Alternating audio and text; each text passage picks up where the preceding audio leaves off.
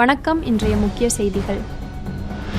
புதுச்சேரியில் ரேஷன் கடை இல்லாத பகுதிகளில் உள்ள வீடுகளுக்கு நேரடியாக சென்று ரேஷன் பொருட்கள் வழங்கப்படும் என முதலமைச்சர் ரங்கசாமி அறிவித்துள்ளார். தனியார் மருத்துவமனையில் சிகிச்சை பலனின்றி உயிரிழந்த வாலிபர் சிகிச்சை முறையாக அளிக்கவில்லை என கூறி உறவினர்கள் சாலை மறியல். புதுச்சேரியில் மஞ்சள் அட்டை வைத்துள்ள குடும்ப தலைவிகளுக்கு மாதந்தோறும் ரூபாய் 1000 உதவித்தொகை வழங்கப்படும் என முதலமைச்சர் ரங்கசாமி சட்டசபையில் அறிவித்துள்ளார்.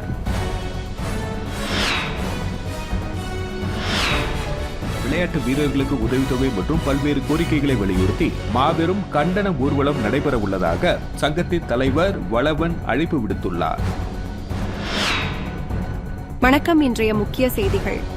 புதுச்சேரியில் ரேஷன் கடை இல்லாத பகுதிகளில் உள்ள வீடுகளுக்கு நேரடியாக சென்று ரேஷன் பொருட்கள் வழங்கப்படும் என முதலமைச்சர் ரங்கசாமி அறிவித்துள்ளார். புதுச்சேரி சட்டப்பேரவை பட்ஜெட் கூட்டத்தொடரின் 7வது நாளான இன்று சட்டமன்ற உறுப்பினர்களின் பல்வேறு கோரிக்கைகளை ஏற்று முதலமைச்சர் ரங்கசாமி மற்றும் அமைச்சர் பெருமக்கள் பல்வேறு அறிவிப்புகளை வெளியிட்டனர். அதன்படி புதுச்சேரியில் அனைத்து குடும்ப அட்டைதாரர்களுக்கும் மாதந்தோறும் நியாய விலைக்கடைகள் மூலம் இலவச அரிசி வழங்கப்பட்டு வரும் நிலையில் நியாய விலைக்கடைகள் இல்லாத பகுதிகளில் இனி வாகனங்கள் மூலம் வீடு வீடாக சென்று இலவச அரிசி வழங்கப்படும் என முதலமைச்சர் ரங்கசாமி அறிவித்தார். இதேபோல் நகர பகுதியில் உள்ள உருளையம்பேட்டை மற்றும் உப்பளம் தொகுதிக்குட்பட்ட 7 பகுதிகளில் தண்ணீரில் ஓர்ப்பு தன்மை அதிகப்படியாக உள்ளதால் வரும் தமிழ் புத்தாண்டு முதல் அப்பகுதியில் உள்ள ஒவ்வொரு வீடுகளுக்கும் நாள்தோறும் 20 லிட்டர் வாட்டர் கேன்கள் இலவசமாக வழங்கப்படும் என பொதுப்பணித்துறை அமைச்சர் லட்சுமி நாராயணன் அறிவித்தார். மேலும் புதுச்சேரியில் அனைத்து குடும்ப அட்டைதாரர்களுக்கும் பெஞ்சல் புயல் நிவாரணமாக ரூபாய் 5000 வழங்கப்பட்டதால் 4 மாதங்களாக எரிவாயு சிலிண்டர் மானியம் வழங்க முடியவில்லை. தற்பொழுது அக்டோபர் 25 தேதி முதல் ஜனவரி 25 வரை எரிவாயு சிலிண்டர் வாங்கியவர்களுக்கு மானியமாக மஞ்சள் நிற அட்டை ரூபாய் 150 மற்றும் சிவப்பு நிற அட்டைக்கு ரூபாய் 300 இன்று முதல் வழங்கப்பட உள்ளதாக குடிமைப் பொருள் மற்றும் நுகர்வோர் விவகாரங்கள் துறை அமைச்சர் திருமுருகன் அறிவித்துள்ளார். புதுச்சேரியில் கிருமாம்பாக்கம் தனியார் மருத்துவமனையில் சிகிச்சைக்காக அனுமதிக்கப்பட்ட இளைஞர் உயிரிழந்த நிலையில் உரிய சிகிச்சை அளிக்கவில்லை என்று கூறி உறவினர்கள் புதுச்சேரி கடலூர் சாலையில் மறியல் போராட்டத்தில் ஈடுபட்டதால் சுமார் 2 மணி நேரத்திற்கு மேலாக போக்குவரத்து பாதிக்கப்பட்டது. கிருமாம்பாக்கம் அடுத்துள்ள பன்னித்திட்டு கிராமத்தை சேர்ந்தவர் மதினேஸ்வரன் கப்பல் பணியாளர். இவர் கடந்த சில நாட்களாக சளி மற்றும் காய்ச்சலால் பாதிக்கப்பட்டுள்ளார். இதையடுத்து நேற்று மதியம் அவரது குடும்பத்தினர் அவரை கிருமாம்பாக்கத்தில் உள்ள தனியார் மருத்துவக் கல்லூரி மருத்துவமனையில் சேர்த்தனர். அங்கு சிகிச்சை பலனின்றி நேற்று மாலை அவர் இறந்தார். தகவல் அறிந்த அவரது குடும்பத்தினர் மற்றும் உறவினர்கள் மருத்துவர்களின் தவறான சிகிச்சை மற்றும் அலட்சியத்தால் மதினேஸ்வரன் இறந்ததாக கூறி மருத்துவமனையை முற்றுகையிட்டனர். பின் புதுச்சேரி கடலூர் மெயின் ரோட்டில் அமர்ந்து சாலை மறியலில் ஈடுபட்டனர். போலீசார் மற்றும் உள்ளூர் அரசியல் பிரமுகர்களின் பேச்சுவார்த்தை நடத்தியதால் மறியலை கைவிட்டு கலைந்து சென்றனர். உயிரிழந்த மதினேஸ்வரன் மனைவி நிறைமாத கர்ப்பிணியாக உள்ளார். இதனால் புதுச்சேரி கடலூர் சாலையில் போக்குவரத்து பாதிக்கப்பட்டதால் வாகன ஓட்டிகள் கடும் சிரமத்துக்கு ஆளாகினர். போலீசார் வாகனங்களை விழுப்புரம் நாகப்பட்டினம் புறவழி சாலை வழியாக திருப்பிவிட்டனர். புதுச்சேரியில் மஞ்சள் அட்டை வைத்துள்ள குடும்ப தலைவிகளுக்கு மாதந்தோறும் ரூபாய் 1000 உதவித்தொகை வழங்கப்படும் என முதலமைச்சர் ரங்கசாமி அறிவித்துள்ளார். புதுச்சேரி பட்ஜெட் மீதான சட்டமன்ற உறுப்பினர்களின் விவாதத்திற்கு பிறகு பேரவையில் பதில் அளித்து பேசிய முதலமைச்சர் ரங்கசாமி புதுச்சேரி மக்களை பாதிக்காத வகையில் வரி உயர்த்தப்பட்டு மாநில வருவாயை உயர்த்தப்படும். நல்ல பட்ஜெட்டை நாம் கொடுத்துள்ளோம். பட்ஜெட்டில் அறிவிக்கப்பட்ட திட்டங்கள் அனைத்தும் செயல்படுத்தப்படும். புதுச்சேரி மாநில மக்கள் வளர்ச்சிக்காக அனைத்து தொகுதிகளிலும் பணிகள் வேகமாக நடைபெற்று வருகிறது. விரைவில் சேதராப்பட்டில் தொழிற்பேட்டை கொண்டு வரப்பட்டு இளைஞர்களுக்கு வேலைவாய்ப்பு வழங்கப்படும் என்றார். தொடர்ந்து பேசிய அவர் புதுச்சேரியில் அரசின் எந்த நலத்திட்ட உதவிகளையும் பெறாத மஞ்சள் அட்டை வைத்துள்ள குடும்ப தலைவிகளுக்கு மாதந்தோறும் ரூபாய் 1000 ஊக்கத்தொகை வழங்கப்படும் என்றும் ஏற்கனவே சிவப்பு அட்டை வைத்துள்ள வறுமை கோட்டிற்கு மேல் உள்ள குடும்ப தலைவிகளுக்கு ரூபாய் 2500 வழங்கப்படும் என அறிவிக்கப்பட்டுள்ளதாக முதலமைச்சர் ரங்கசாமி தெரிவித்துள்ளார். குடும்ப தலைவிக்கு முதல்ல 1000 ரூபாய் அறிவிச்சிருந்தோம். சிவப்படைக்காரர் மட்டும் கட்டிட்டு இருந்து 2000 ரூபாய் இந்த பட்ஜெட் சொல்லியிருந்தேன். இப்போ நம்ம சட்டமன்ற உறுப்பினர்லாம் மஞ்சள் ஏதாவது குடும்பம் சேர்ந்தவங்களும் மஞ்சள் தலைவி குடும்பம் சேர்ந்தவங்களும் அந்த தலைவிக்கு கொடுக்கணும், நீங்கள் ஒரு 1000 ரூபாய் கொடுக்கணும், அவங்களை விடுபட்டு இருக்காங்க அப்படின்ற மாதிரி சொல்லியிருக்காங்க. நம்ம எப்படி முன்ன மஞ்சள் அட்டைக்கு 10 கிலோ அரிசி, சிவப்பட்டைக்கு 20 அரிசி கொடுக்கணும், அதே மாதிரி இவர்களுக்கு 1000 ரூபாய் நம்ம மஞ்சள் அட்டை வைத்திருக்கின்ற குடும்ப தலைவர்களுக்கு கொடுக்கணும். புதுச்சேரியில் விளையாட்டு வீரர்களுக்கு உதவித் தொகை வழங்க வேண்டும் உள்ளிட்ட பல்வேறு கோரிக்கைகளை வலியுறுத்தியும் விளையாட்டுத்துறையை கண்டித்தும் புதுவை மாநில விளையாட்டு வீரர்கள் நலச்சங்கம் சார்பில் வரும் 23ஆம் தேதி நடைபெறும் மாபெரும் கண்டன ஊர்வலத்தில் விளையாட்டு வீரர்கள் பாகுபாடின்றி பங்கேற்க வேண்டும் என சங்கத்தின் தலைவர் வளவன் அழைப்பு விடுத்துள்ளார். இது தொடர்பாக செய்தியாளர்களை சந்தித்த சங்கத்தின் தலைவர் வளவன், புதுச்சேரி மாநிலத்தில் உள்ள லட்சக்கணக்கான விளையாட்டு வீரர்களை புதுச்சேரி அரசு அலட்சியப்படுத்தி வருவதாக குற்றம் சாட்டினார். மேலும் விளையாட்டு வீரர்களுக்கு உதவித்தொகை, ஊக்கத்தொகை மற்றும் இலவச பஸ் பாஸ், சீருடை, இன்சூரன்ஸ், வேலைவாய்ப்பு, ஓய்வூதியம் வழங்க வேண்டும். புதுச்சேரியில் கட்டி முடிக்கப்பட்டுள்ள அண்ணா திடல் உள்ளிட்ட பல்வேறு விளையாட்டு அரங்குகளை உடனடியாக திறக்க வேண்டும். மாற்றுத்திறனாளி வீரர்களுக்கு முன்னுரிமை வழங்க வேண்டும் உள்ளிட்ட பல்வேறு கோரிக்கைகளை வலியுறுத்தியும் புதுச்சேரி விளையாட்டுத்துறையை கண்டித்தும் மாபெரும் கண்டன இருசக்கர வாகன பேரணி வரும் 23ஆம் தேதி நடைபெற உள்ளதாக தெரிவித்தார். இதில் புதுச்சேரியை சேர்ந்த உணர்வுள்ள விளையாட்டு வீரர்கள் பாகுபாடின்றி பங்கேற்க வேண்டும் என அவர் அழைப்பு விடுத்துள்ளார். அனைவருக்கும் புதுவை மாநில விளையாட்டு வீரர் நல சங்கத்தின் தலைவர் கரத்தேவலன் ஆகிய நான் எனது வணக்கத்தை தெரிவித்துக் கொள்கிறேன். நமது புதுவை மாநில விளையாட்டு வீரர் நல சங்கத்தின் சார்பாக வரும் ஞாயிற்றுக்கிழமை 23ஆம் தேதி காலை 10:30 மணி அளவில் மாபெரும் இருசக்கர வாகன ஊர்வலம் நடத்த திட்டமிடப்பட்டுள்ளது.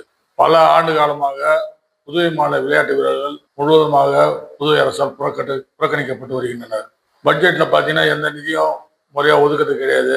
பல விளையாட்டு வீரர்கள் தேசிய அளவிலும் சர்வதேச அளவிலும் பல்வேறு பதக்கங்களை பெற்று புதுவை மாநில மக்களுக்கும் புதுவை மாநில மண்ணிற்கும் பெருமையை சேர்த்துள்ளனர்.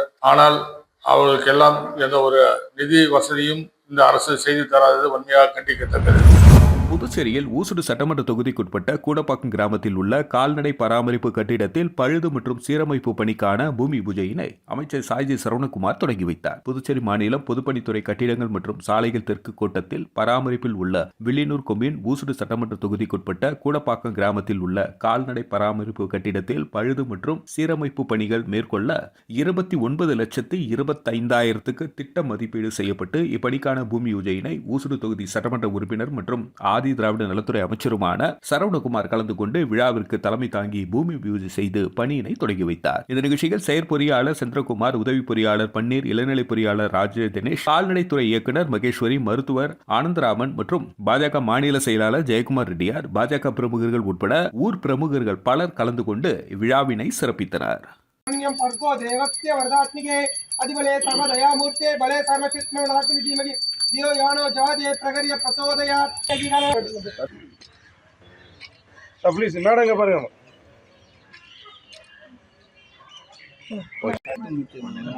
மேடம் இங்க பாருங்க.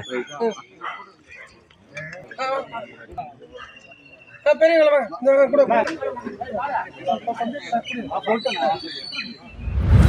புதுச்சேரியில் என்ஆர் காங்கிரஸ் மத்திய மாவட்ட செயலாளர் பிரபாகர் பிள்ளைச்சாவடி மீனவர் பகுதியில் உள்ள கங்கையம்மன் கோவில் ஆலய திருப்பணிக்காக ரூபாய் 1 லட்சம் நன்கொடையினை முதல்வர் ரங்கசாமி முன்னிலையில் நேற்று ஆலய நிர்வாகிகளிடம் வழங்கினார். புதுச்சேரி காலாப்பட்டு தொகுதி என்ஆர் காங்கிரஸ் மத்திய மாவட்ட செயலாளர் பிரபாகர் பிள்ளைச்சாவடி பகுதியில் உள்ள கங்கையம்மன் கோவில் ஆலய திருப்பணிக்காக ரூபாய் 1 லட்சம் நன்கொடையினை புதுச்சேரி சட்டப்பேரவையில் முதல்வர் ரங்கசாமி முன்னிலையில் கங்கையம்மன் கோவில் ஆலய நிர்வாகிகளிடம் ஒப்படைக்கும் நிகழ்ச்சி நடைபெற்றது. நன்கொடையானது முதல்வர் ரங்கசாமி முன்னிலையில் ஆலய நிர்வாகிகளிடம் வழங்கப்பட்டது. இந்த நிகழ்ச்சியில் என்ஆர் காங்கிரஸ் மத்திய மாவட்ட தலைவர் ராஜகோபால், பொதுச் செயலாளர் ராகவேந்தர், பொருளாளர் செல்வகுமார் ஆகியோர் முன்னிலை வகித்தனர். இந்த நிகழ்ச்சியில் பிள்ளைச்சாவடி கங்கையம்மன் கோவில் ஊர் பஞ்சாயத்தாளர்கள் தலைவர் ஆறுமுகம், துணைத் தலைவர் பூங்காவனம், நிர்வாகிகள் ராகவன், ஜெயசீலன், பாபு, ஐயனார் மற்றும் என்ஆர் காங்கிரஸ் மத்திய மாவட்ட பொறுப்பாளர்கள், துணைத் தலைவர்கள், ராஜா உட்பட பலர் கலந்து கொண்டனர்.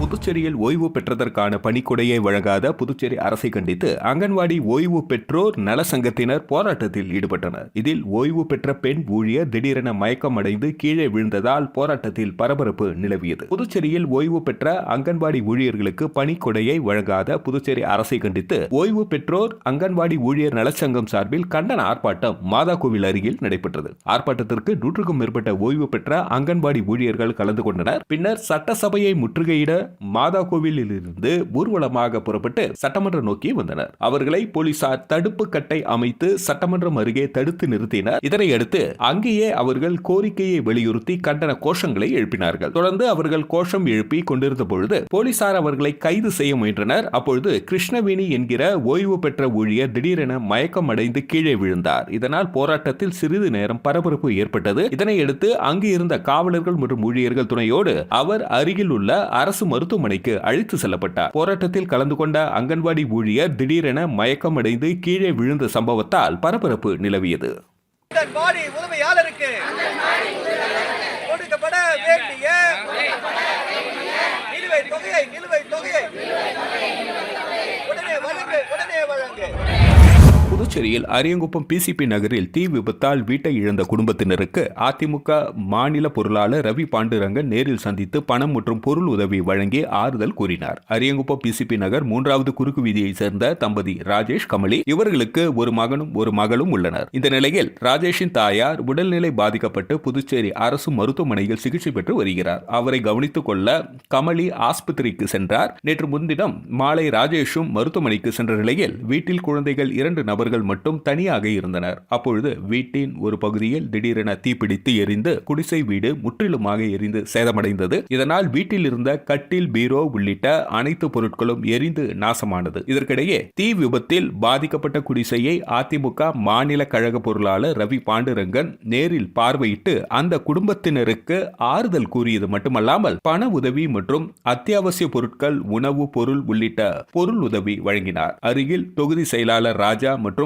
அவைத்தலைவர் ராஜேந்திரன், வார்டு செயலாளர் பாலு, ஜெயக்குமார் மற்றும் அஜித்குமார், முத்துலிங்கம், கணபதி, பரமசிவம், காத்தவராயன் மற்றும் தொகுதி கழக நிர்வாகிகள் பலர் உடனிருந்தனர். புதுச்சேரி வில்லியனூர் கணுவாய்பேட்டை புதுநகரில் உள்ள அருள்மிகு ஸ்ரீ அங்காள பரமேஸ்வரி அம்மன் ஆலயத்தில் 46ஆம் ஆண்டு மகா உற்சவம் விழா கொடியேற்றத்துடன் துவங்கியது. புதுச்சேரி மாநிலம் வில்லியனூர் பகுதியை அடுத்த கணுவாய்பேட்டை புதுநகரில் உள்ள அருள்மிகு ஸ்ரீ அங்காள பரமேஸ்வரி அம்மன் ஆலயத்தில் 46ஆம் ஆண்டு மகோற்சவ விழாவானது ஆலயத்தின் கணபதி ஹோமம் மற்றும் சிறப்பு பூஜைகளுக்கு பிறகு கொடியேற்றத்துடன் துவங்கியது. அதனைத் தொடர்ந்து ஆலயத்தில் தீபாரணைகள் காண்பிக்கப்பட்டு சுவாமி வீதி உலா நடைபெற்றது. இதில் திரளான பக்தர்கள் கலந்து கொண்டு சாமி தரிசனம் செய்தனர். மேலும் தொடர்ந்து 11 நாட்களுக்கு நடைபெற உள்ள மகோற்சவ விழாவில் இரவு சுவாமி வீதி உலா மற்றும் தெருக்கூத்து, இன்னிசை கச்சேரி, மேல கச்சேரி போன்ற பல்வேறு நிகழ்வுகள் நடைபெற உள்ளதாக குறிப்பிடப்பட்டுள்ளது.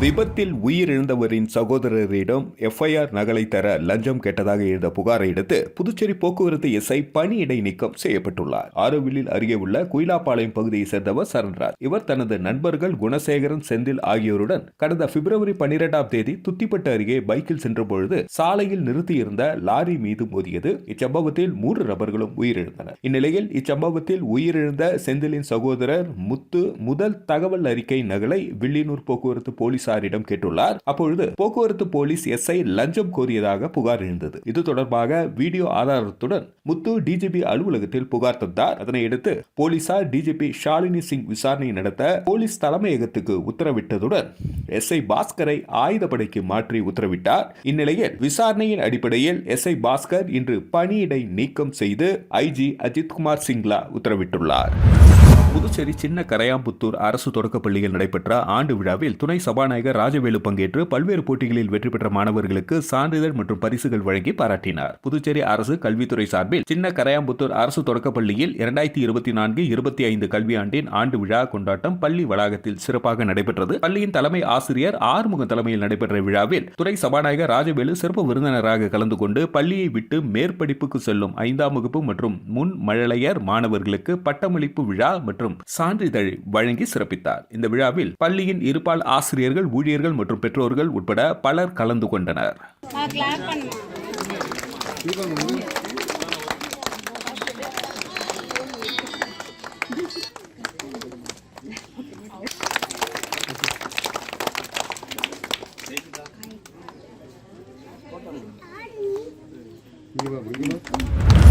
தமிழகத்தில் முதலமைச்சர் பிறந்தநாளை முன்னிட்டு வெற்றுக்கால் சேவல் சண்டை போட்டி நடத்துவதற்கு சென்னை உயர்நீதிமன்றம் அனுமதி வழங்கியுள்ளது. கடலூர் மாநகர திமுக சார்பில் தென்னிந்திய அளவில் கடலூர் மாவட்டம் எம்புதூரில் 1ஆம் ஆண்டு பாரம்பரிய வெற்றுக்கால் சேவல் சமர்திறன் போட்டி நடைபெறவுள்ளது. வரும் மார்ச் 22 முதல் 23 ஆகிய தேதிகளில் போட்டியினை நடத்த உயர்நீதிமன்றம் அனுமதி வழங்கி உள்ளது. மேலும் சேவல்களுக்கு கால்நடை மருத்துவ பரிசோதனை செய்யவும் போட்டிகளுக்கு காவல்துறையினர் பாதுகாப்பு அளிக்கவும் சென்னை உயர்நீதிமன்றம் ஆணை பிறப்பித்துள்ளது. மீண்டும் இன்றைய முக்கிய செய்திகள். புதுச்சேரியில் ரேஷன் கடை இல்லாத பகுதிகளில் உள்ள வீடுகளுக்கு நேரடியாக சென்று ரேஷன் பொருட்கள் வழங்கப்படும் என முதலமைச்சர் ரங்கசாமி அறிவித்துள்ளார். தனியார் மருத்துவமனையில் சிகிச்சை பலனின்றி உயிரிழந்த வாலிபர் சிகிச்சை முறையாக அளிக்கவில்லை என கூறி உறவினர்கள் சாலை மறியல். புதுச்சேரியில் மஞ்சள் அட்டை வைத்துள்ள குடும்ப தலைவிகளுக்கு மாதந்தோறும் ரூபாய் 1000 உதவித்தொகை வழங்கப்படும் என முதலமைச்சர் ரங்கசாமி சட்டசபையில் அறிவித்துள்ளார். விளையாட்டு வீரர்களுக்கு உதவித்தொகை மற்றும் பல்வேறு கோரிக்கைகளை வலியுறுத்தி மாபெரும் கண்டன ஊர்வலம் நடைபெற உள்ளதாக சங்கத்தின் தலைவர் வளவன் அழைப்பு விடுத்துள்ளார். செய்திகளை துல்லியமாகவும் தெளிவாகவும் தெரிந்து கொள்ள கிரியேட்டிவ் மீடியா யூடியூப் சேனலை சப்ஸ்கிரைப் செய்து கொள்ளவும். நன்றி, வணக்கம்.